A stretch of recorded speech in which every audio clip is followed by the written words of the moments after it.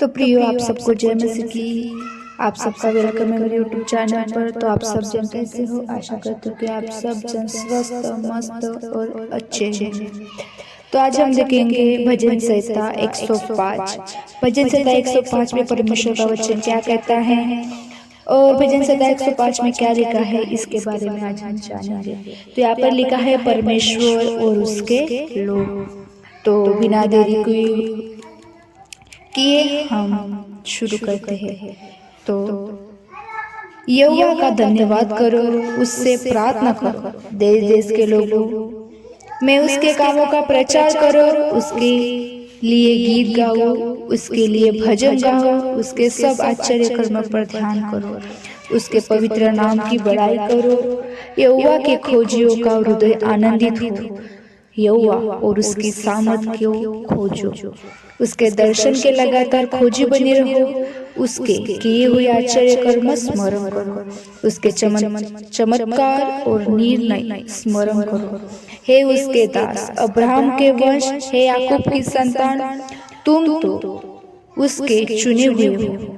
वही हमारा परमेश्वर हुआ है, पृथ्वी भर में उसके निर्णय होते हैं। वो अपनी वाचा को सदा स्मरण रखता आया है। यह वही वचन है जो उसने 1000 पीढ़ियों के लिए ठहराया है। वही वाचा जो उसने अब्राहम के साथ बांधी और उसके विषय में उसने इसहाक से शपथ खाई, और उसी को उसने याकूब के लिए विधि करके और इस्राएल के लिए यह कहकर सदा की वाचा करके दृढ़ किया, मैं कनान देश को तुझी को दूंगा, वो बाट मैं तुम्हारे निज भाग दूंगा। उस समय तो वे गिनती में थोड़े थे, वरन बहुत ही थोड़े, और उन देश में परदेसी थे। वे एक जाति से दूसरी जाति में और एक राज्य से दूसरे राज्य में फिरते रहे, परंतु उसने किसी मनुष्य को उन पर अंधेर करने न दिया, और वो राजाओं को उनके निमित्त यह धमकी देता था, मेरे अभिषिक्तों को मत छुओ और न मेरे नबियों की हानि करो। फिर उसने उस देश में अकाल भेजा और अन्न के सब आधार को दूर कर दिया। उसने यूसुफ नाम के एक पुरुष को उसने पहले भेजा था, जो दास होने के लिए बेचा गया था। लोगों ने उसके पैरों पे बेड़ियां डालकर उसे दुख दिया, वो लोहे की साकुलों में जकड़ा गया। जब तक कि उसकी बात पूरी न हुई, तब तक यहोवा का वचन उसे कसौटी पर कसता रहा।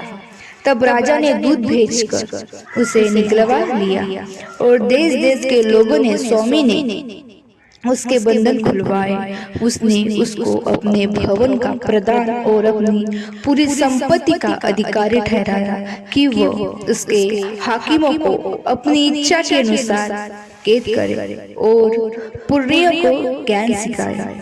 फिर इज़राइल मिस्र में आया और याकूब हाम के देश में परदेसी रहा।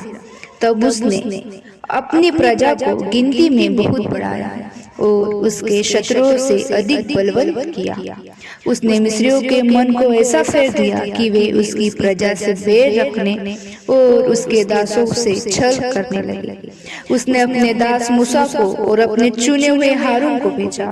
उन्होंने उनके बीच उसकी ओर से भांति भांति के चिन्ह और हाम के देश में चमत्कार दिखाए। उसने अंधकार कर दिया और अंधियारा हो गया, और उन्होंने उसकी बातों को न टाला। उसने मिस्रियों के जल को लहू कर डाला और मछलियों को मार डाला। मेंढक उसकी भूमि में वरन उसके राजा की कटोरिया में भी मर गए। उसने आज्ञा दी, तब डास आ गए और उनके सारे देश में कुटकियां आ गई। उसने उनके लिए जल वृष्टि के बदले ओले और उनके देश में धगधगाती आग बरसाई। उसने उनको दाखलताओं और अंजीर के वृक्षों को वरन उसके देश के सब पेड़ों को तोड़ डाला। उसने आज्ञा दी, तब अनगिनत टीटियां और कीड़े आए, और उन्होंने उनके देश के सब अन्न आदि को खो डाला और उनकी भूमि के सब फलों को चट कर गए। उसने उनके देश के सब पहलटों को, उनके पुरुष के सब पहले फल को नष्ट किया। तब वह इज़राइल को सोना चांदी दिलाकर निकाल लाया और उनमें से कोई भी निर्बल न था। उनके जाने से मिस्री आनंदित हुए, क्योंकि उनका डर उनमें समा गया था।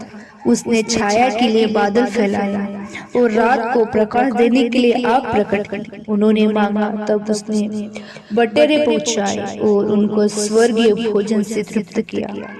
उसने चट्टान फाड़ी, तब पानी बह निकला और निर्जल भूमि पर नदी बहने लगी, क्योंकि उसने अपने पवित्र वचन और अपने दास अब्राहम को स्मरण किया।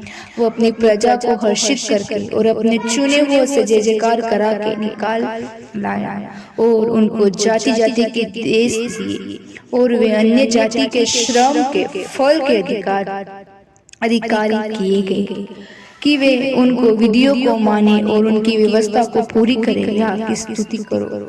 तो प्रभु इस वचन के द्वारा आप सबको ब्लेस करें। God bless you. जय मसीह।